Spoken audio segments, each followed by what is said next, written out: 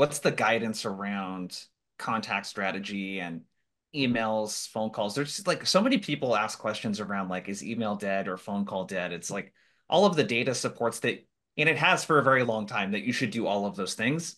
You Right. just like right now, I feel like you can't get away with just doing one like you used to be able to.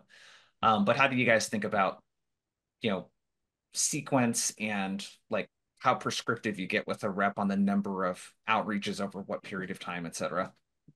Right. For us over here, at least, I do think it is very important to diversify your outreach. You do want to be multifaceted because by any means, my reps don't depend on getting all of their meetings booked for the month from emails or from LinkedIn messages or from these supplementary ways that they could be reaching out to people outside of phone call. But it helps. If that means they can get an extra 5 meetings a month from doing a type of outreach that they wouldn't have been doing unless we encourage them to, I think that's the difference maker right there. If you are being so rigid with your reps saying the only thing we're going to do is call, I think that's also eliminating some possible strengths that your reps have, whether people are really good at engaging on LinkedIn or they write phenomenal emails. I suck at email personally. That's just me. That's why, again, another plug for ZoomInfo. We have an AI emailer tool. I use that thing all day long. I recommend my reps to use it. It's taking your brain out of the process, right? But also leaving voicemails. I always think of Brian Vital, one of our executives on the sales side over at ZoomInfo. We were giving him a Q&A one time and we were asking him, what do you wish people would do more when they cold called you? And he was like, leave voicemails. And we were like, why? And he was like, I get so many calls from so many random numbers day in and day out. And if they were really important and really wanted to actually have a conversation for me, they would tell me who they are.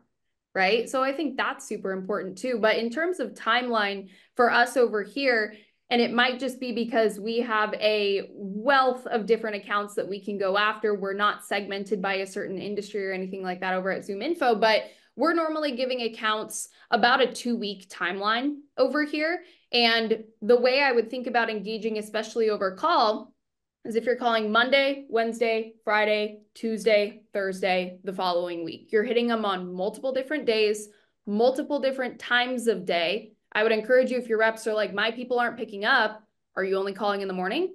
Are you only calling in the afternoon? Or are you diversifying? I think that's the big word to think of. Leaving voicemails, making sure you're connecting on LinkedIn, sending those messages on LinkedIn, sending them, manual emails, or maybe it's an AI email. And then normally after the course of those 2 weeks is when we would put them in a little bit more of a general drip campaign. And then who knows, maybe we might pick back up with those companies in a month or so. It doesn't mean that if we call them for 2 weeks, they're dead and we never want to talk to them again, right? But we want to open that time back up to new companies we can engage with. And the last thing I'll say on this is the importance of multi-threading outbound accounts, right? Especially if you're able to call multiple different personas from a different company. Don't just say that you're going to call one person for 2 weeks every other day. Call 3 people or 4 people at an account. So that way, if someone tells you no, you can at least grab insight from that conversation